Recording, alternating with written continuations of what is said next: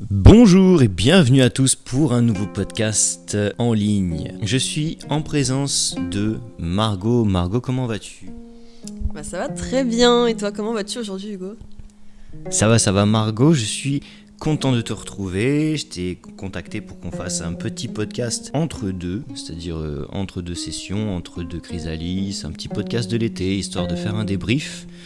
Donc tout ce qui va tourner autour de ce podcast aujourd'hui, ça va être au sujet de la continuité, de l'enchaînement des choses. Donc déjà on va faire un débrief Margot de tout ce qui s'est passé jusqu'à maintenant, de où est-ce qu'on en est un peu actuellement, parce que Chrysalis, le programme est terminé, on a pu faire ce qu'on avait à faire de notre côté pour nous retrouver et en même temps appliquer les outils reçus tout au long de l'année. Comment tu le sens toi ? Est-ce que ça te manque Chrysalis ou pas ? Déjà, est-ce que c'est quelque chose que tu as envie de retrouver ? Est-ce que tu arrives à combler facilement et à trouver d'autres choses à faire ? Dis-moi un peu comment tu sens cette transition. C'est vrai qu'on s'est vraiment habitué à se voir tous ensemble tous les mercredis soirs pendant un an. Et après, c'est là pour l'instant, ça va parce que c'est l'été. Et c'est vrai que quand on est à l'école, quand on est enfant, on est vraiment habitué que le mois de juillet, le mois d'août soient un peu différents du reste de l'année. Donc on sent vraiment aussi cette sensation de vacances. Là, je me sens en vacances, alors que je travaille. Mais j'ai hâte aussi. Du coup, j'ai ce sentiment, comme quand j'étais enfant, quand on a hâte aussi d'être la rentrée, de retrouver des nouvelles personnes, des nouvelles têtes, de faire de nouvelles rencontres, et de démarrer une nouvelle année ensemble. Donc oui, ça me manque. Les mercredis soirs, à chaque fois, j'ai une pensée. Tous les mercredis soirs, j'ai une pensée pour le groupe. Mais en même temps, cette pause, elle est très très bénéfique pour intégrer tout ce qui s'est passé cette année. Et je pense qu'elle est bénéfique pour tout le monde. Vraiment, tous ceux qui ont pu participer aussi à Chrysalis et le reste. Mais j'ai quand même hâte de reprendre un rythme. Ouais, j'ai hâte d'être à la rentrée, reprendre un nouveau rythme avec un nouveau groupe aussi. D'ailleurs c'est intéressant, on va revenir sur l'idée d'un nouveau groupe, mais avant j'aimerais faire une part d'une décision que j'ai lancée au sujet de Chrysalis. Étant donné qu'on a terminé le programme, il s'agissait de les laisser de leur côté pour qu'ils puissent appliquer leurs outils, mais du coup je leur ai proposé de participer à mes cours. Donc maintenant, pour toutes les personnes qui ont participé au programme Chrysalis durant cette année, qui ont reçu le programme avec nous, j'ai autorisé ces participants à venir à mes cours au studio, et eux ont un format spécial pour les règlements et les trucs comme ça. Donc c'est un peu particulier avec eux. Et j'ai remarqué que du coup, il y en a quelques-uns qui sont déjà venus dans mes cours. Donc moi, tu vois, comparé à toi, c'est vrai que ça me casse pas trop la dynamique parce que je les retrouve dans un autre contexte où au lieu de faire moitié yoga, moitié sophrologie comme on l'a fait toute l'année, là ils ont accès vraiment à une séance complète de yoga de 1 heure avec centralisation et méditation. Et c'est très intéressant de les voir continuer parce que dans les cours de yoga, c'est pas comme avec le programme Chrysalis, tu vois, ils sont pas en mode c'est le moment en famille qu'entre nous et tout. Ils sont des fois en présence d'autres personnes qu'ils ne connaissent pas. Donc voilà, ils réapprennent encore et ils sont plus centrés sur eux et sur leur propre progression, puisqu'il n'y a pas les partages de vécu derrière et tout. Les échanges deviennent un peu plus normaux, on va dire. Enfin normaux, juste il n'y a pas autant de partage qu'avant. Et c'est un peu un truc qui les aide à aborder leur pratique de manière plus autonome. Du coup, moi, je peux te le dire, depuis qu'il y en a quelques-uns qui reviennent à mes cours, c'est un plaisir total. En plus, des fois, il y a des cours en extérieur, et c'est là que je les vois, et c'est trop stylé de se mettre dans un cadre extérieur pour le faire. Vraiment, si tu as l'occasion, je t'incite à nous rejoindre. Ensuite, tu parlais de l'idée de créer un nouveau groupe, et ça, il faut qu'on l'explique un peu quand même. On a déjà trouvé quelques petites personnes possiblement intéressées. Et là, moi, où ça me fume, c'est que c'est 2 mecs. Il y a 2 mecs qui sont déjà intéressés, possiblement encore d'autres, mais il y a déjà 2 gars qui sont intéressés. Déjà parce que c'est des gens qui étaient connectés avec ceux qui ont fait le programme la première année. En plus de ça, c'est des personnes qui sont un peu dans une phase où ils ont besoin d'outils pour se reconnecter à eux. Moi, je trouve ça super intéressant. C'est des profils encore atypiques par rapport à ce qu'on a déjà connu. C'est des personnes qu'on sait qui vont pouvoir apporter quelque chose au programme en plus. Et je sens que la dynamique est super bien. Je sais pas, comparé à l'année dernière où on était encore en train de produire le programme à cette époque-là et de se dire on va falloir trouver les gens, mais on savait pas qui. Et on a tout fait au dernier moment. Là, ça devient naturel à tel point qu'il y a déjà des gens qui sont intéressés parce qu'ils ont eu écho de ce qui s'était passé pour les autres au début. Et je pense que c'est une bonne stratégie déjà que de demander aux autres de partager, parce que du coup ça a plus de valeur, les autres parlent de leur expérience, et le fait qu'on ait maintenu ce podcast, on a pu partager aussi l'expérience à d'autres qui connaîtraient pas et qui voudraient savoir un peu de quoi ça traite. Donc je sens que c'est plus naturel la manière dont ça se fait, et qu'on va avoir accès à des profils atypiques d'une manière très différente. Qu'est-ce que ça veut dire? Non, à des profils juste très atypiques. Et ça va juste encore plus enrichir toute cette expérience. Donc j'ai hâte de le relancer en septembre. Et donc ça fait partie de la transition que de le communiquer, que de rencontrer d'autres personnes et de dire, même en soirée comme ça, hey, regarde, nous on fait ce programme, ça t'intéresse? Et en fait toi t'as une énergie de fou là-dessus, t'arrives trop bien à le communiquer. Moi c'est pas quelque chose que je pense à faire. Généralement les gens ils passent des bons moments avec moi, ils kiffent. Et après, quand tu leur dis qu'on fait ça, ils viennent me voir et ils disent « Pourquoi tu m'as pas dit que tu faisais ça, gros ?» Genre, j'ai trop envie de... Et moi, je suis là en mode « Ah ouais, bah... j'étais en train de kiffer sur le moment, en fait, pas sur ce que je vais faire dans un mois, mais si tu veux, oui, en effet, il y a ça, tu peux le faire. » Donc oui, t'as ce truc naturellement de bien communiquer, surtout de transmettre une énergie qui donne envie. Et je pense que ça fait partie de l'équilibre de ce qu'on transmet. Peut-être que moi, du coup, j'ai une approche plus froide d'un certain côté, mais qui a toute sa validité quand les gens ils sont en plein cœur du programme, et que toi tu as une approche plus chaleureuse qui met le cadre, que ce soit avant, pendant ou après le programme. Et donc du coup c'est un peu comme le corps et son contenant, tu vois. On agit un peu comme ça dans l'effet de groupe que l'on crée, et j'aime bien constater ça parce qu'on le voit autant dans le programme que finalement chez des personnes qui sont pas encore dans le programme ou qui sont autour du programme ou qui connaissent des gens qui sont dans le programme. Voilà, il y a cet effet de halo, cet effet de genre ces dégâts de zone, on va dire. Et j'aime bien du coup ce que ça produit, parce que même si on est en transition, même s'il n'y a pas Chrysalis parce qu'on a fini la première session, c'est quand même quelque chose qui continue de nous accompagner aujourd'hui. Et pour ça je te remercie, et je te remercie pour ta capacité à communiquer qui est si naturelle. Est-ce que tu as envie du coup de rajouter quelque chose, toi, sur ce que je viens de dire, sur ce que ça t'évoque? C'est vrai que j'adore parler de Chrysalis et de notre programme. J'aime tellement communiquer là-dessus, et surtout je suis tellement reconnaissante de l'année qui vient de se dérouler que pour moi en parler c'est un vrai plaisir. Et d'ailleurs j'en ai tellement parlé encore que je tiens à te dire qu'il y a aussi 2 autres personnes qui sont intéressées. Ah. Donc ça veut dire qu'on a déjà 4 personnes intéressées plus, voire déjà inscrits. Donc pour ceux qui nous écoutent actuellement, n'hésitez pas à venir vers nous si vous êtes intéressés par ce programme, car les places risquent de partir quand même assez rapidement. Je sais pas après combien de groupes on peut ouvrir, mais... on peut toujours peut-être, pourquoi pas en ouvrir 2, qui sait. 2 groupes. Ah ouais, on peut, ouais, ça serait, si voilà, on peut s'adapter aussi à cette demande, mais en tout cas, n'hésitez vraiment pas si vous sentez que c'est le moment pour vous, de sauter le pas, quoi. Nous, on sera super contents de vous guider dans cette démarche de connaissance de vous, et voilà, pour devenir des vrais papillons. D'ailleurs, même dans l'idée d'un papillon, ce que je trouve intéressant, c'est que là, tu viens de nous enregistrer une petite sophrologie. Et j'ignore si elle sera sortie avant ou après ce podcast. Je pense un peu après. Quoi qu'il arrive, si vous avez 15 ou 20 minutes, prenez le temps d'aller écouter cette sophro. Vous allez voir, c'est un délire. Ça vous permet de bien vous plonger dans la pratique avec Margot. Je vous incite à aller la voir et à l'écouter. Ça vous permet de vous immerger dans la pratique de la sophrologie. Moi j'aime bien partager ça finalement, parce que c'est un des outils qui m'a aussi beaucoup accompagné avec le programme Chrysalis cette année. Donc c'est bien que sur la chaîne YouTube vous ayez accès à du yoga, des trucs un peu plus contemplatifs, et à ce genre d'immersion. Donc je vous recommande de tester, de partager. C'est une pratique assez classique qui induit beaucoup d'outils pour la gestion du stress, mais qui a un petit clin d'œil aussi avec le programme Chrysalis et la transformation en papillon. Donc allez le faire, n'hésitez pas, c'est vraiment... Je pense que Margot, elle a fait une pratique adaptée, parfaite et ciblée en fonction de notre vécu, mais en même temps des besoins globaux des gens en général, de ce qu'on peut tous avoir besoin. Donc c'est le moment pour vous de tester, de vous installer confortablement, et de profiter de ce moment qu'on a créé pour vous. Margot, un mot à dire sur ta pratique? Comment peut-être la vivre? Comment l'intégrer? Dans quel but tu l'as fait et avec quelle intention?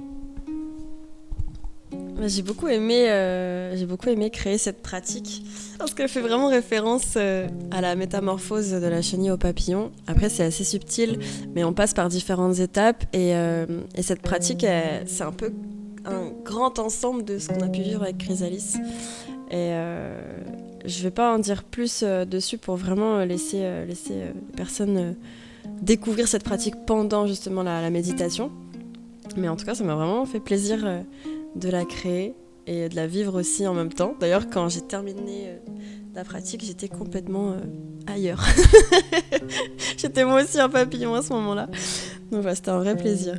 Je te remercie pour cette occasion d'ailleurs. Eh ben avec plaisir. Vous allez être défoncés, du moins je vous le souhaite.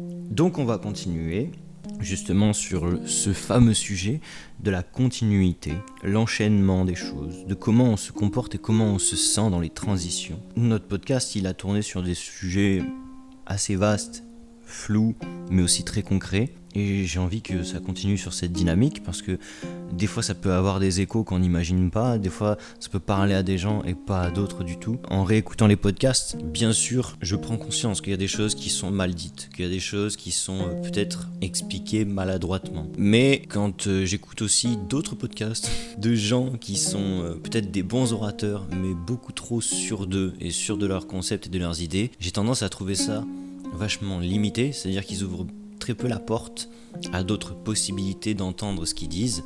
Et c'est pour ça que j'ai pas trop envie de ficeler ce podcast, d'en faire quelque chose de trop sérieux, enfin pas trop sérieux, mais quelque chose de trop structuré. Je veux qu'on reste sur quelque chose d'assez spontané et d'assez libre. Et du coup, c'est pour ça que cibler des thèmes sur ce qu'on est en train de traverser, c'est souvent ce qui a été le plus facile et celui qui nous menait à plus d'authenticité. On va commencer donc avec cette notion de continuité et d'enchaînement et on va la traiter sous 4 formes différentes, très simples. On va parler de la continuité et de l'enchaînement sur le plan physique, ensuite on en parlera sur le plan émotionnel, ensuite on en parlera sur le plan mental et en dernier on en parlera sur le plan spirituel. C'est bon pour toi ? C'est-à-dire par rapport en fait tu comprends pas sur le plan physique, c'est-à-dire la continuité dans le plan physique. Est-ce que, par exemple, tu gardes un rythme physique, entraînement, sport et tout comme ça, ça fait partie de la continuité, de l'enchaînement entre la première session Chrysalis et la deuxième. Ça reste un podcast Chrysalis, mais c'est un hors-série, c'est un podcast qui ne concerne aucun des cours qu'on donne, c'est juste un plus qu'on apporte pendant l'été. On cible ce podcast sur le thème de la continuité et de l'enchaînement pour aussi inciter, on va dire, nos auditeurs à garder un cap aussi, tu vois, à garder une continuité même quand il y a des périodes creuses, des périodes où par exemple on ne travaille pas.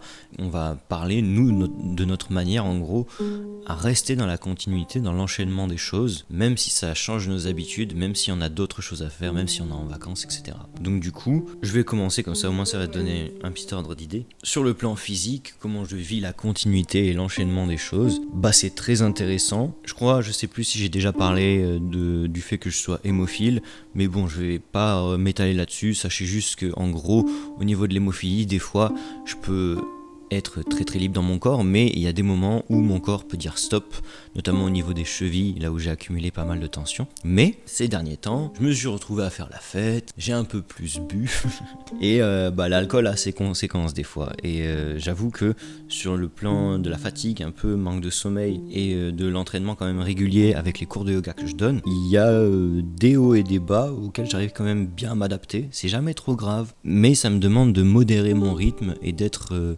un peu plus soucieux de mon entretien. Donc je suis plus autant dans l'enchaînement de mes cours et de mes séances de muscu. Je stabilise un peu la chose et quand je sens de faire plutôt un exercice de mobilité tranquille ou plutôt des trucs de méditation, je me donne plus le temps pour ça et ça me permet d'être plus calme. Et il y a vraiment ce côté calme, arriver à poser les choses, à souffler et à me déposer, qui est nécessaire en ce moment pour que je puisse maintenir un rythme physique où je m'entraîne régulièrement, parce que sinon en fait je serais dans tous les sens et j'aurais peut-être trop mal pour réussir à garder un rythme complet. Donc c'est vrai que sur le plan physique c'est un tout petit peu l'épreuve, mais par contre quand j'ai l'occasion de pratiquer et de donner des cours de yoga après à fond, c'est trop bien ce qui en ressort. Avec les élèves que j'ai là tout cet été, c'est trop bien. On se met des pratiques. À chaque fois que je sors, je suis défoncé. Ça me fait un bien fou.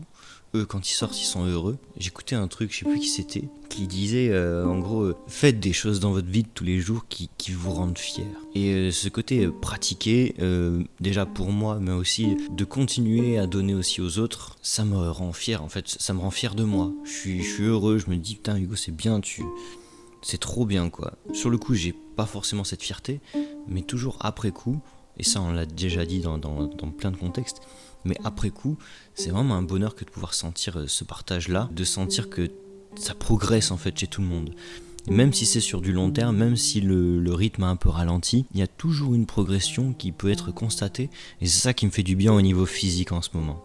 Donc pour rester dans la continuité et dans l'enchaînement des choses, je vous suggère, même si des fois c'est un peu l'été et qu'on a tendance à perdre le rythme, même si on a tendance des fois aussi à vouloir s'amuser et à se dire ah non vas-y c'est bon, maintenez un petit rythme constant avec plus de calme, ça vous aidera à conserver cette fierté de vous-même et à reprendre je pense avec moins d'efforts à la rentrée ou quand après il s'agira de reprendre pour de vrai. Donc ouais, je pense que le secret là du maintien physique que j'ai et de cet enchaînement, c'est une bonne dose de calme et surtout le fait de faire une chose à la fois. Mais ça après, le fait de faire une chose à la fois, ça se retrouve aussi dans les autres aspects dont on va parler après, donc je pense que j'aurai le temps de réévoquer cette idée.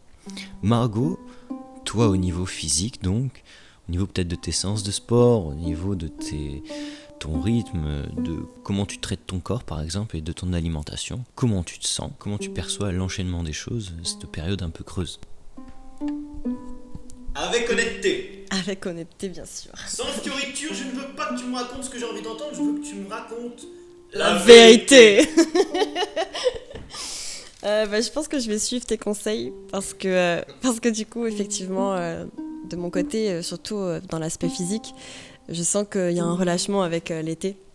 Et depuis toujours, quand c'est le mois de juillet, le mois d'août, je me sens tellement différente à chaque fois de l'année. Donc il y a vraiment la Margot de septembre à juin et la Margot de juillet-août qui est beaucoup plus dans le lâcher-prise et où même mon autodiscipline s'abaisse, où je me sens... j'ai un peu envie de briser les codes ou briser ce que je fais habituellement dans l'année. Être beaucoup plus au calme et je fais beaucoup moins de sport. Je fais beaucoup de sport l'année et c'est vrai que là l'été j'ai un peu relâché mais ça me manque quand même pas mal. Je fais presque plus de yoga là cet été. J'ai un autre rythme en fait. J'ai l'impression que l'été il y a un autre rythme qui s'installe et qui ne laisse plus la place au sport et c'est fort dommage. Donc je vais vraiment prendre tes conseils et je vais m'y remettre parce que je sais que ça me manque et que c'est fort dommage. Pour l'alimentation, c'est exactement pareil d'ailleurs. C'est dur d'être honnête du coup dans ce podcast parce que de base on est là pour donner des conseils, montrer l'exemple et en fait pas du tout. Ne faites pas du tout ce que je fais. Pour l'alimentation aussi, je mange pas tant que ça en ce moment donc j'ai perdu un peu de poids. Et du coup, ça n'aide pas pour la muscu non plus. Donc voilà, ce podcast, juste en parlant peut-être aujourd'hui, ça va m'aider à reprendre des bonnes bases pour le mois d'août. On a encore tout le mois d'août à traverser, donc voilà, je pense que j'ai bien lâché prise en juillet. Août, c'est reparti. Mais après, j'avoue que mon corps en a vraiment besoin. Et c'est aussi une manière de l'écouter que de le laisser se poser en fait pendant cette période. Parce que pour le coup, le seul que je laisse vraiment poser, c'est mon corps. Le mental et tout ça, on en parlera après, mais est bien présent. Mais le corps a besoin de repos. Après, je danse beaucoup, c'est peut-être pour ça aussi. je sors pas mal vu que c'est l'été et j'adore danser. Et je danse, donc mon corps est quand même constamment en mouvement. Et il a peut-être moins envie de faire des mouvements réguliers, pratiqués de base avec la musculation ou le yoga. Là, le corps a vraiment besoin de s'expandre et être en roue libre un peu. C'est plutôt ça que je ressens. Le corps en vacances. Très bien, c'est intéressant. C'est intéressant du coup cette notion de vacances, comment tu la vis. Après oui, du coup tu te rends compte que tu devrais peut-être faire plus, te remettre au sport ou des trucs comme ça. Je pense que ça vient juste d'une peur du fait que ça soit plus dur après, et tu le sais en fait. Tu sais que quand tu vas reprendre du coup, ça va être chiant, tu vas devoir te remotiver, te recréer ta discipline, etc. Et c'est souvent la phase qui, je pense, rebute tous ceux qui veulent déjà se mettre au sport, mais ceux qui veulent reprendre aussi, quand il y a une pause aussi longue, qu'il s'agit de reprendre et qu'on n'est pas dans la dynamique, et c'est souvent un exercice tant physique que mental. Donc ouais, le côté roue libre, je peux comprendre, mais tu vois, comparé à toi par exemple, moi avec l'hémophilie, le côté roue libre, il me montre très vite les conséquences de ma roue libre. Et ça va être plus d'alcool, plus de faire la fête, moins manger, donc avoir moins d'énergie et juste être là pour la beuverie, danser, et en fait direct, moi les conséquences, elles peuvent être dans les chevilles et des trucs comme ça. Donc en fait, j'ai pas vraiment le temps de mettre mon corps en vacances comme toi t'en parles. Et ce que mon corps va considérer comme des vacances, ça va plutôt être le fait de modérer, s'amuser, ok, mais à condition finalement de bien dormir et de bien manger. Donc je suis forcé à ne pas perdre ce rythme-là en fait, parce que c'est mon corps qui me rattrape en termes de douleur et de sensations si jamais je modère pas. Donc c'est très intéressant. Je me rends compte au final que c'est un peu une chance ce que j'ai. Bon voilà. Au niveau mental, on va dire. On va partir sur le mental parce que c'est quand même vachement relié au physique. Je dirais que pendant cette transition, pendant cet été, cette pause qui semble creuse mais qui en fait est remplie, mon mental est beaucoup moins agité que pendant une certaine période là où on faisait tous les changements du studio et tout. Mon mental, je le maîtrise quand même beaucoup mieux dans le sens où j'ai cherché plutôt des techniques pour lâcher prise ces derniers temps et ça a vachement porté ses fruits. J'ai à la fois pu rester plus à l'écoute du présent et en même temps j'ai pu mettre mon mental au service de mon imagination, de mes envies et de mes ambitions. En fait, je me suis amusé à m'offrir plus de moments pour créer des images mentales voulues. Donc en fait, j'ai l'impression d'avoir remis mon mental un peu plus à mon service. Tout ce qui pourrait me faire peur, tout ce qui pourrait m'inquiéter ou des trucs comme ça me saute moins à la gorge, quoi. Ça vient moins m'oppresser. Et j'aime bien cette transition fluide. C'est vrai que le mental, l'été, généralement, il a tendance à se poser. En fait, il n'y a pas toutes les charges, on est moins sollicité l'été. Et vu qu'on est moins sollicité de par l'extérieur ou surtout par le domaine professionnel, je pense qu'on a moins peur pour notre vie. Et au niveau mental, ça se ressent parce qu'en fait, même on est entouré de gens qui sont en vacances peut-être. Il y a ce côté, on réfléchira plus tard en fait. Et ce côté, on réfléchira plus tard me plaît beaucoup. Finalement, c'est vraiment quelque chose que j'essaye d'appliquer après dans ma vie de tous les jours, tout le reste de l'année. Et même quand il y a des transitions, des trucs importants à faire dans l'année, j'essaye vraiment d'avoir cet état d'esprit tout le temps de on réfléchira plus tard. Mais pas dans le sens... je m'occupe pas de ce qui va pas. Dans le sens, je vais faire une chose à la fois pour me concentrer sur ce que je peux régler maintenant, et ainsi de suite. Et je pense que pour être en maîtrise de votre mental, de ce que je comprends aujourd'hui, de ce que j'ai envie d'en dire maintenant, c'est que vous devez décomposer les choses et utiliser votre mental à une tâche à la fois. Que si jamais vous êtes à la fois avec des amis, puis sur votre téléphone, puis en train de penser à ce qui va se passer demain, vous faites déjà 3 choses différentes. C'est bon en fait, vous êtes lancé, vous n'allez pas pouvoir vous poser et vous allez commencer à vous inquiéter et à pas du tout être connecté à ce qui se passe. Pour être en maîtrise de ce mental, une chose à la fois, et donnez-vous du temps pour mettre votre mental à votre service. Regardez des choses qui vous inspirent, plongez dedans, créez des images mentales, lisez peut-être un livre. Encore des fois, je trouve que les livres, tu vois, genre la lecture par exemple, ça stimule beaucoup le mental, mais peut-être justement trop. Peut-être mettez votre mental au service de choses plus abstraites quand vous êtes dans des périodes comme ça. Si c'est trop précis, vous allez être amené à plus réfléchir que d'habitude. Pour libérer le mental, exécutez aussi des tâches simples qui vous permettent de laisser aller, de vous ouvrir. Allez voir des trucs d'art, allez voir la nature, des trucs comme ça, que ça inspire et que ça ouvre l'esprit. En fait, dirigez votre mental sur des choses que vous avez du mal à saisir mentalement ou à comprendre mentalement. Parce que c'est pareil en fait, si c'est des livres que vous comprenez tout ce qui se passe ou des films, ça va finir par être une sorte de distraction. Du moins c'est comme ça que je le perçois. C'est pour ça que je lis pas énormément aussi, parce que j'aime avoir la sensation que je choisis un peu mes pensées, quoi. Et quand je me plonge trop dans une histoire, dans un mood ou dans un film ou quoi, j'ai plutôt l'impression que ce mood, ce film ou cette histoire ou ce livre influence finalement ma manière de vivre et d'être au quotidien. Donc c'est vrai que je vous dis de vous cibler sur des tâches mais le faites pas trop à outrance en fait, et changez souvent de tâche mentale pour pouvoir rester en maîtrise. Du moins c'est ce que j'en tire personnellement. Si ça vous parle, ces petits conseils, dites-moi ce que vous en avez pensé et dans quel contexte vous avez pu l'appliquer. Ça m'intéresse énormément. Margot, qu'est-ce que tu en penses toi, au niveau mental? Comment tu gères ton mental pendant cette période de pause, cette période un peu creuse? Alors là, c'est presque tout l'inverse. Parce que justement, pendant cette période de pause, j'utilise énormément mon mental pour préparer la rentrée et préparer l'année à venir. En fait, pendant cette période d'intégration, transition, je suis constamment en train d'utiliser le mental et là, je suis en pleine création d'ailleurs d'un programme de sophro que je vais proposer en ligne et du coup, je travaille tous les jours dessus.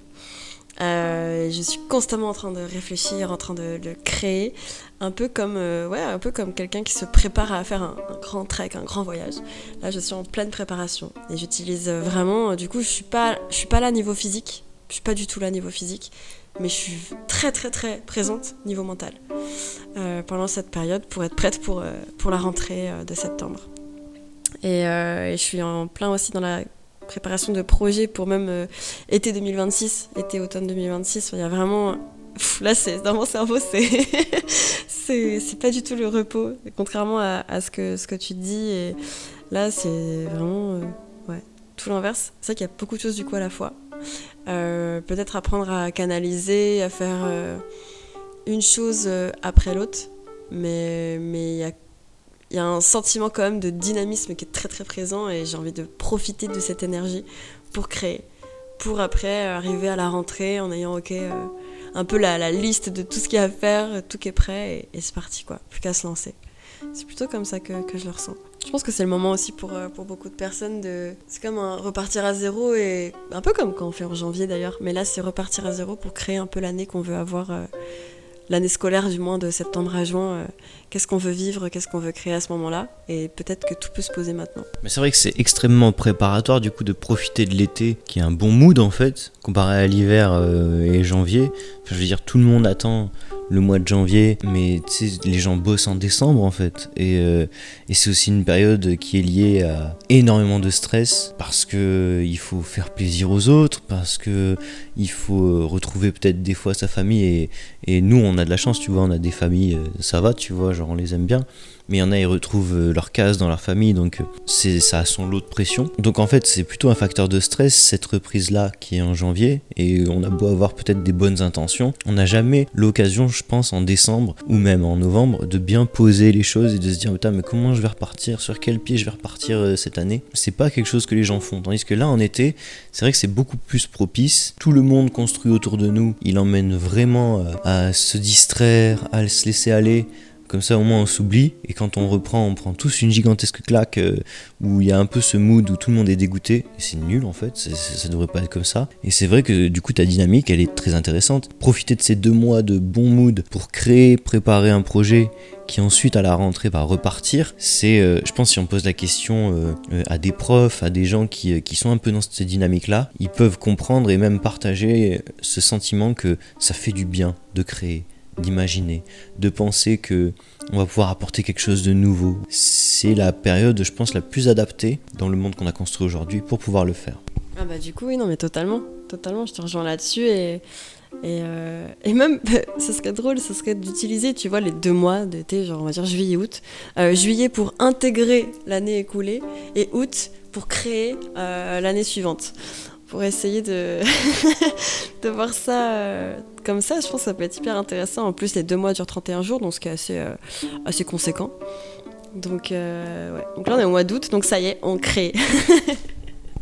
Et du coup, c'est parfait, puisque vu que le 26, c'est mon anniversaire, en fait, je serai le nouveau Messie, je serai le nouveau Jésus, ce serait mon anniversaire, donc en fait, tout le monde ferait une sorte de Noël, mais le 26 juillet, en mon honneur.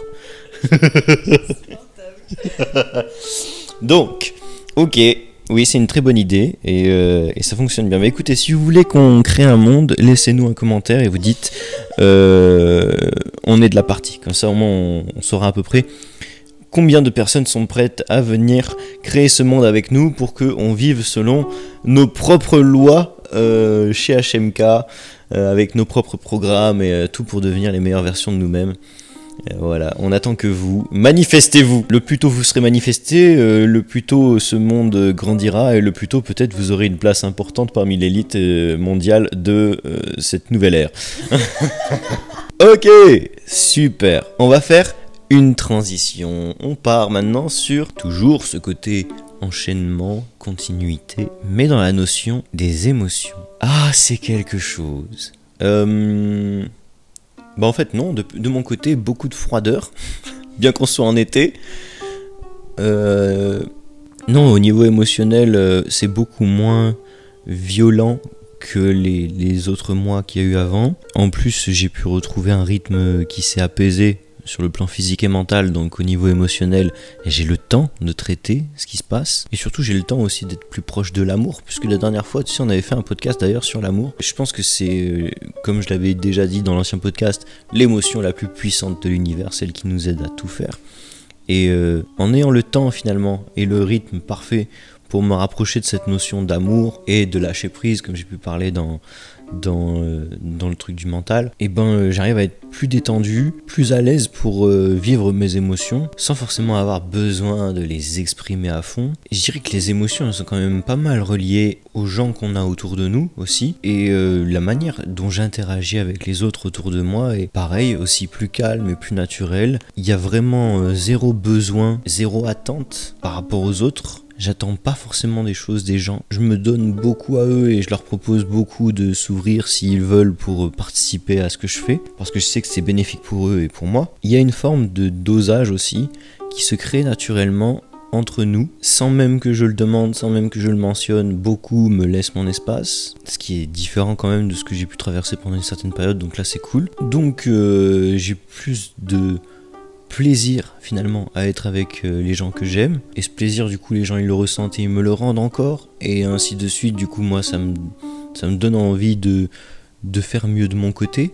Quand je me retrouve seul, j'ai pas le besoin express de me retrouver avec des gens, donc j'apprécie aussi tout ce que j'ai autour de moi. Émotionnellement c'est quand même un plus phénoménal que d'apprécier ce qu'on a autour de soi, que d'avoir le temps de l'apprécier et en même temps d'avoir le temps de le partager. Donc sur un plan émotionnel, j'arrive, je pense, à me reconnecter plus naturellement avec les autres et avec ceux qui m'entourent, mais aussi à moi-même. Je dirais que c'est un peu une trinité qui s'équilibre, qui trouve son harmonie sur le plan émotionnel. C'est vraiment la connexion et le partage qui vient guider mes émotions en ce moment. Et ah oui, je pense un peu à un truc, c'est vrai qu'il y a pu avoir peut-être quelques moments de détresse psychologique, mais je dis détresse, c'est un grand mot, mais c'est pas vraiment de la détresse, c'est juste des petites inquiétudes des fois de vers où on va. Mais vu que c'est très léger et que tout le reste là dont je viens de parler accompagne ces petits moments de détresse, parce que voilà, je suis pas non plus tout va bien quoi. Je reste humain, je reste comme vous tous, vous inquiétez pas. Bientôt je serai un dieu vivant sur terre, mais plus tard.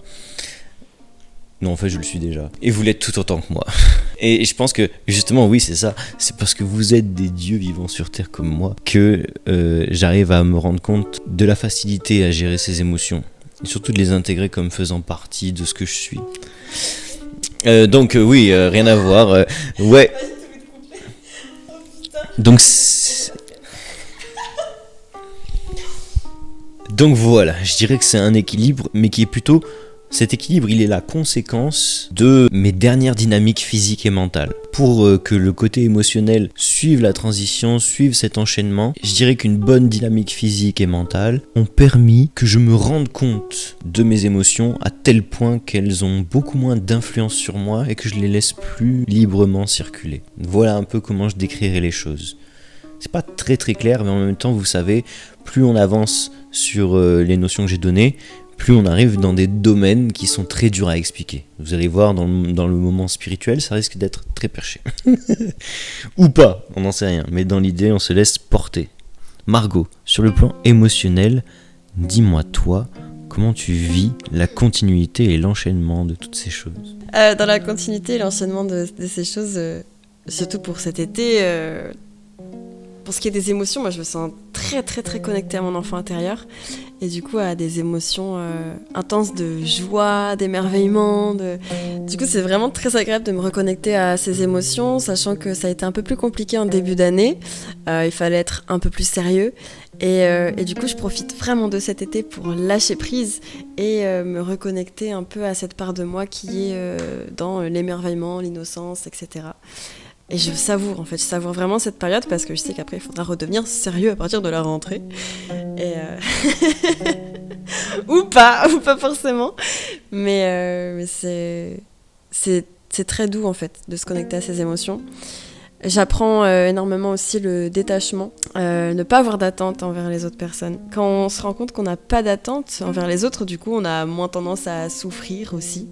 Je sais pas comment expliquer ça, mais il y a vraiment un gros travail des émotions là. Je saurais vraiment pas comment amener ce sujet. Je pense qu'il faudrait faire presque un podcast entier sur les émotions. En tout cas, je remercie cette période d'exister pour que je puisse me reconnecter aussi à cet émerveillement et à ce lâcher prise qui fait énormément de bien. Et toi, les émotions, tu les associes à quel domaine dans ta vie ? C'est, comme j'ai dit un peu tout à l'heure, c'est associé à tes relations ou pas spécifiquement, ou oui et non. Est-ce que c'est d'autres domaines qui vont vraiment te permettre de te connecter à tes émotions ? Dis-nous un peu. Mes émotions, elles sont énormément connectées aux expériences et à l'instant présent, à ce que je suis en train de vivre dans le moment. Elles sont énormément connectées aussi à mes sensations. En fait, si j'ai des sensations agréables, du coup, toutes mes émotions à côté vont être agréables. Et inversement, si j'ai des émotions agréables, les sensations qui vont en décoller seront agréables. Et c'est pour ça que là, en ce moment, je me sens vraiment presque que dans des émotions agréables, des sensations agréables. Et les seules fois où j'ai des petits downs, même des gros downs dans l'été, je les accueille avec énormément de bienveillance et d'amour. Parce que je sais que c'est des tremplins pour évoluer encore plus. Donc il y a vraiment un accueil des émotions qui est très très très intéressant pendant cette période. Et je trouve qu'elles sont liées aux expériences, liées aux relations aux autres et relations à soi. Donc expérience, instant présent et relation dans les deux sens, à soi et aux autres. Ok, c'est très intéressant. Du coup, ça rejoint un peu ce que j'ai dit, mais c'est expliqué d'une autre manière. Donc c'est pour ça que j'aime bien, tu vois, qu'on structure pas trop le podcast, parce que, tu vois, on vient de dire quasiment la même chose, mais selon comment tu l'as dit et comment je l'ai dit, moi, il y en a, ils vont dire qu'ils ont rien compris, et toi, ils vont dire qu'ils ont tout compris. Alors qu'en fait, tu vois, c'est sensiblement la même chose qu'on a apporté. Mais c'est apporté avec des nuances. Et s'il y a un truc que je vous suggère, c'est de rester dans la nuance. Les gens vont vous parler, vont vous transmettre des idées, et ne soyez pas catégorique, ne soyez pas dans votre vie de tous les jours en mode « Ah, il a dit ça, ça veut dire que... » Nuancez les choses. L'un peut dire une chose, et l'autre dire la même chose, mais les deux ne veulent pas dire la même chose avec la même intention. Et ensuite, deux personnes peuvent dire des choses diamétralement opposées, mais vouloir exprimer la même idée. Et c'est ça la nuance. Je vous incite, je vous en prie de tout cœur, faites des nuances. Aujourd'hui, si vous regardez les actualités, les médias, tout ce qu'il y a autour de vous, vont essayer de jouer sur le fait que vous n'avez aucune notion des nuances pour tirer votre opinion et le mettre de leur côté. Ne vous faites pas avoir, essayez de rester libre, et pour rester libre, nuancez votre écoute. On dit souvent de nuancer ses propos. En fait, taisez-vous, n'ayez plus aucun propos, essayez de ne pas dire « moi j'ai un avis, moi je pense que », voilà, laissez ça de côté, et revenez à la nuance de votre écoute. Et peut-être que vous vous rendrez compte à quel point ça nuance vos propos finalement. Et même en plus, vous arriverez à mieux vous exprimer. Enfin, il y a plein de bonnes choses qui peuvent découler d'une écoute nuancée. Donc, écoutez des choses différentes, écoutez des avis qui sont opposés et nuancez les choses dans votre esprit. Ça va vous aider à être plus libre d'esprit, à être moins assailli par l'idée que quelqu'un pense des choses dangereuses ou que voilà. En fait, ça vous aidera à être moins sujet à vous traumatiser tout seul dans votre psychique quand vous voyez qu'il y en a, ils portent des idées qui pour vous sont dangereuses en fait. Vous allez beaucoup plus lâcher prise et trouver une solution pour fonctionner ensemble. Et ce dont ce monde a le plus besoin à l'heure actuelle, je pense, c'est de ce fonctionnement ensemble, ce genre d'unité. Enfin, quand je dis unité, ça paraît très religieux, mais non. On approche du côté religieux, on va parler de spiritualité. Mais dans l'idée, j'aime pas trop dire des trucs religieux, justement, c'est pas ça pour moi la spiritualité. Donc, nuancer les choses, développer une écoute plus vaste, et vous allez voir que ça vous permet d'être aussi plus ouvert. Bref, c'était un petit arrêt sur la nuance en sortant de ce qu'on venait d'exprimer sur les émotions, parce que je trouvais ça intéressant à soulever, et surtout ça fait écho à plein de choses qui peuvent se passer et qui touchent la vie de tout le monde aujourd'hui. Donc c'était important pour moi. Donc, poursuivons sur l'aspect spirituel de la continuité, de l'enchaînement. Comment on se positionne au niveau spirituel ? Pendant cette transition, pendant cet enchaînement, beaucoup de gens qui des fois se disent un peu spirituels ou qui du coup élaborent des principes précis ou même des modes de vie autour de leur spiritualité.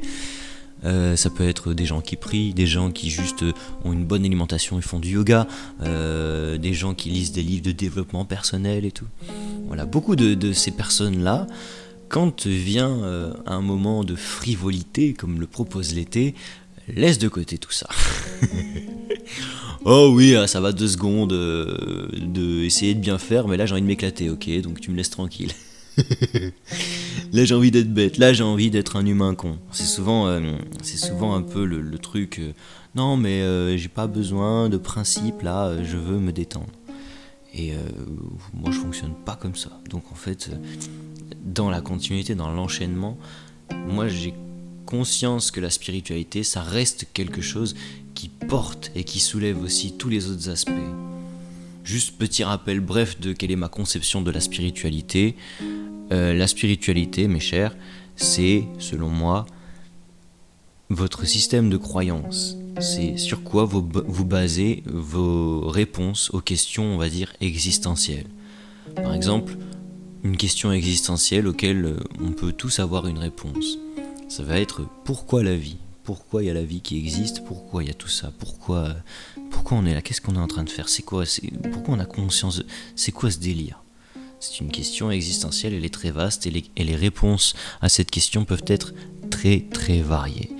Certains vont dire que c'est Dieu qui l'a voulu, d'autres vont dire que c'est scientifique et que c'est un hasard pur qu'on soit là. En fait, c'est ça votre spiritualité. C'est un domaine de votre vie dans lequel vos croyances ont des conséquences sur votre vie. Et donc si vous croyez que ce que vous vivez dans le physique, le mental et l'émotionnel autour de vous, si vous croyez que tout ça c'est la conséquence de la volonté de Dieu, alors vous en aurez les preuves et vous en subirez les conséquences. Si vous croyez que c'est le hasard, alors ça aura des conséquences aussi et vous verrez tout ce qui se passe au niveau physique, émotionnel et mental comme étant du hasard. Il n'y a pas de vérité en soi, c'est juste votre système de croyance et quelles sont ses conséquences. Quand vous avez passé un certain temps, ce qui arrive à beaucoup de gens, quand beaucoup de gens ont passé longtemps avec un certain système des fois qui ne les a pas menés à être heureux ou qui ne les a pas menés à être épanouis ou être en accord avec finalement la vie, certaines personnes remettent en question leur spiritualité et donc commencent à s'intéresser à des trucs religieux ou des trucs scientifiques. Ça dépend de où ils partent et de quoi ils ont besoin. Donc voilà un peu quelle est ma conception de la spiritualité. Ma conception de la spiritualité, c'est comment vous répondez à la question pourquoi la vie, qu'est-ce qui existe ? Et dans l'idée, tout ça, que vous le vouliez ou non, ça aura des conséquences. Bref, moi j'ai parfaitement conscience que le domaine de la spiritualité a toujours maintenu ma vie dans ce que je voulais avoir, dans ce que je voulais créer, dans ce que je voulais être. Le système de croyance que j'ai construit depuis que je m'intéresse à la spiritualité, il s'est basé sur des va-et-vient, sur des allers-retours, sur des validations, puis des déceptions. Quand j'enchaînais, puis l'un, puis l'autre, j'avais tendance à être sûr d'un truc, le tenter à fond, il ne marchait pas au bout d'un moment où je sentais qu'il avait des conséquences pas forcément désirables, et du coup je changeais. Après des fois je me suis buté avec des choses qui avaient des conséquences indésirables parce que ça me permettait d'en tirer du bon. Donc aujourd'hui, dans l'enchaînement, quand je sais qu'il y a un battement et que des fois je pourrais être tenté comme les autres à moins m'intéresser à des questions spirituelles, en fait ça vient tout seul me chercher. Et c'est pour ça d'ailleurs le calme fait beaucoup partie de cet enchaînement-là. Le calme me permet de rester profondément connecté à ma spiritualité. Et donc moi je dis adieu, mais j'ai vraiment pareil, j'ai une conception de Dieu qui est bien à moi. Dieu, moi je prends les 4 lettres D-I-E-U et j'appelle ça la divine intelligence énergétique universelle. Donc je ne conçois pas Dieu comme un être ou une entité précise, je conçois Dieu comme un champ d'énergie qui répertorie toute l'intelligence du monde et qui a sa propre conscience. Et ce champ d'énergie est capable de se diviser en des millions de petites consciences pour se connaître dans les détails.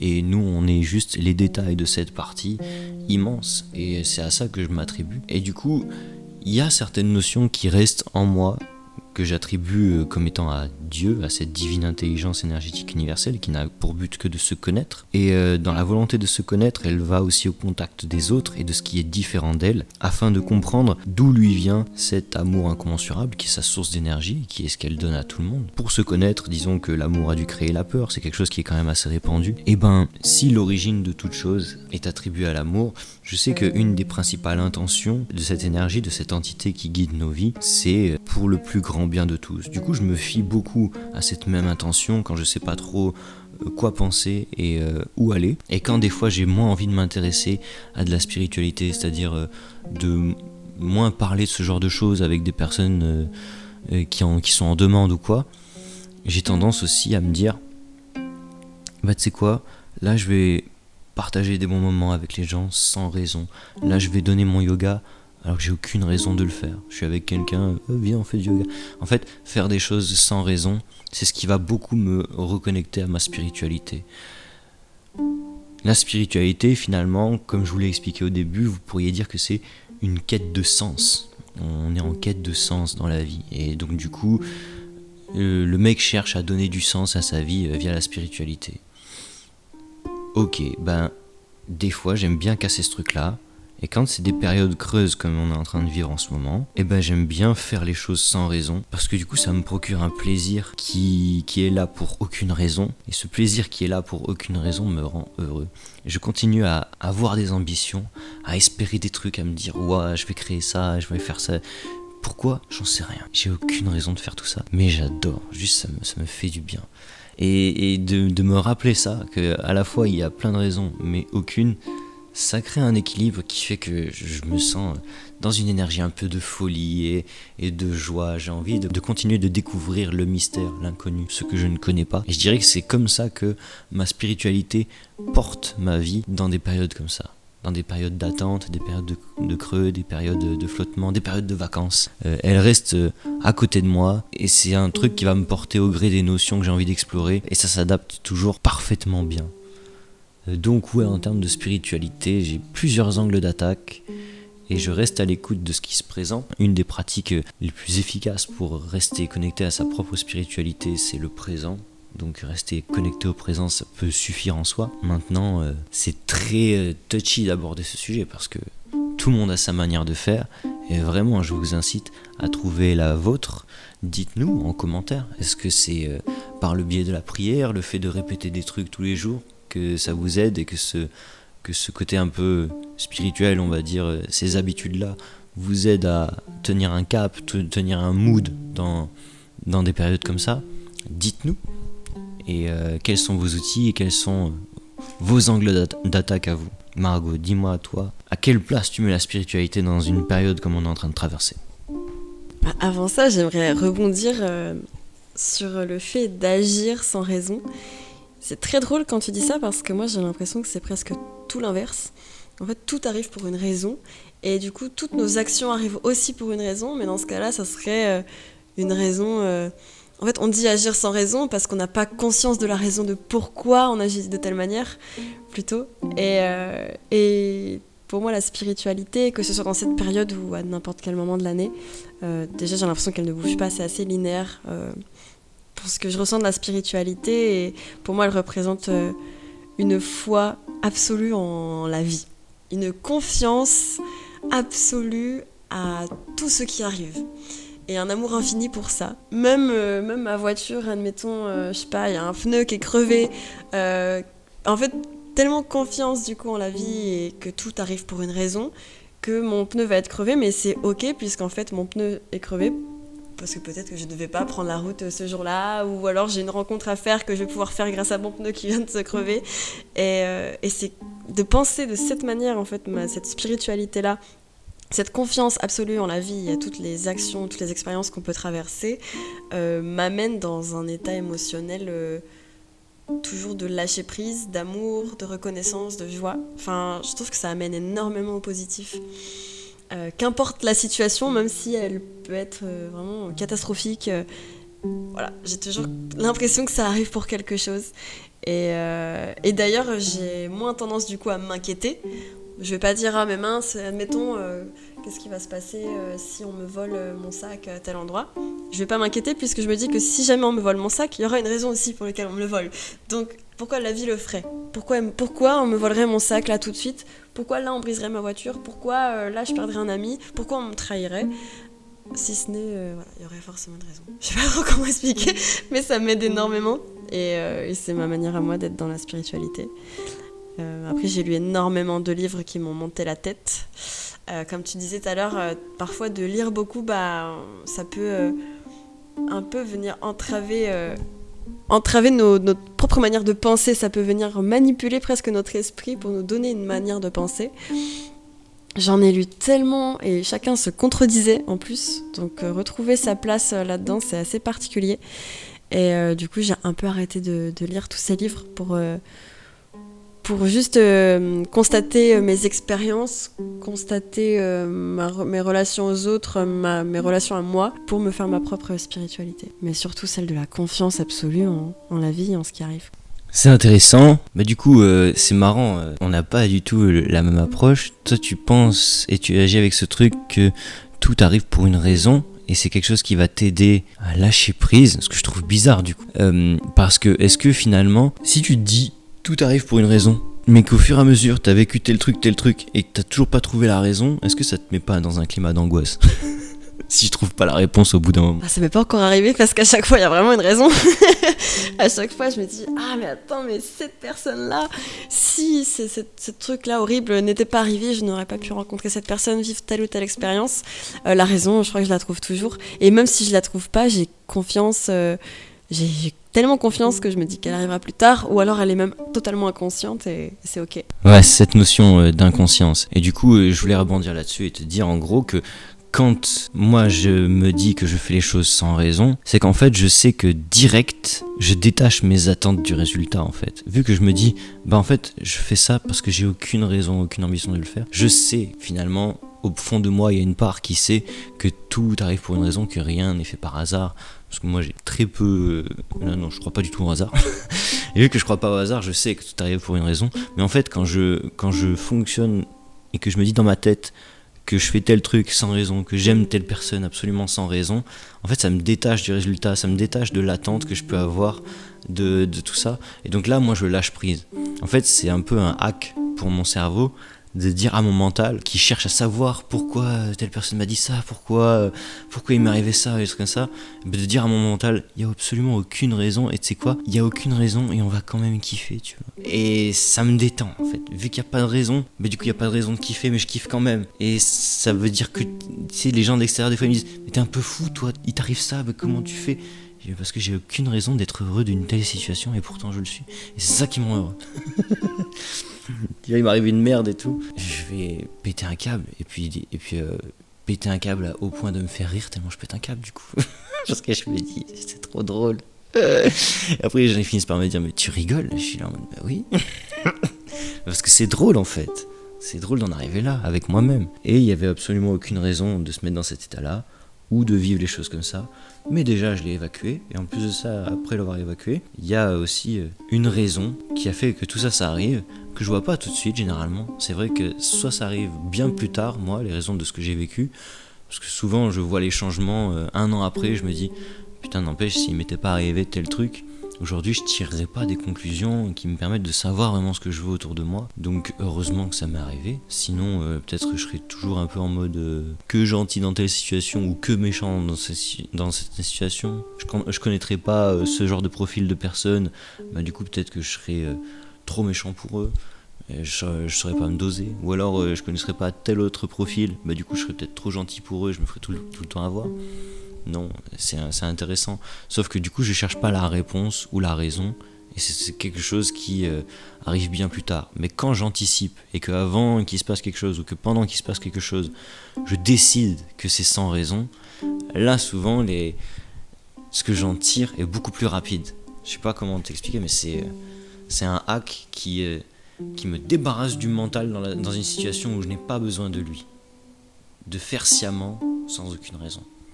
Ça met au devant ma capacité spontanée à agir, même dans mes cours de yoga ou des trucs comme ça. C'est là que j'en tire le plus de bénéfices. Bah du coup c'est très intéressant parce qu'on parle de la même chose et en même temps on utilise l'inverse. C'est-à-dire toi tu parles vraiment de sans raison alors que au contraire c'est parce qu'il y a des raisons.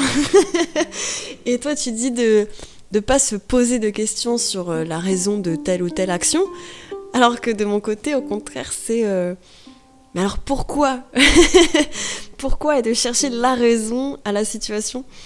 Donc c'est vraiment très drôle d'avoir ces deux manières de penser qui pourtant amènent exactement au même but, quoi. Donc c'est ouais. De tirer c'est ça. bénéfices d'une situation. Ouais, exactement. Ouais, très intéressant. Pour quelle raison on fait ce podcast? Parce que nous n'avons absolument aucune foutue raison de faire ce podcast. Mais quel plaisir, quel plaisir. Je pense qu'on a fait un bon podcast, Margot, ça fait à peu près 1h10 qu'on parle. Je pense que en le montant, voilà, il sera autour d'1h. C'était un plaisir que de vous retrouver le temps de ce podcast. C'était un plaisir que d'échanger avec vous sur ce petit hors-série de transition.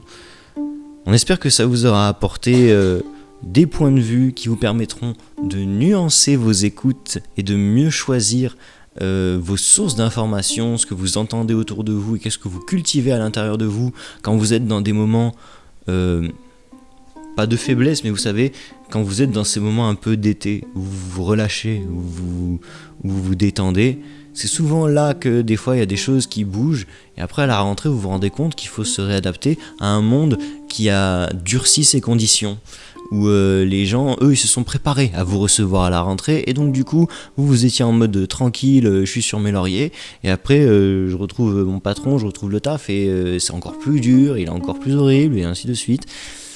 Et même l'État, le gouvernement, ils ont mis des nouvelles lois, putain, on n'a plus le droit à ça, enfin voilà, ça peut partir dans des proportions de fou, donc préparez-vous, continuez de cultiver une écoute saine, écoutez votre corps, écoutez vos émotions, écoutez vos pensées, mais tout ça, détachez-vous-en, lâchez prise, essayez de ne pas vous fixer sur des critères ou des modes de pensée trop structurés.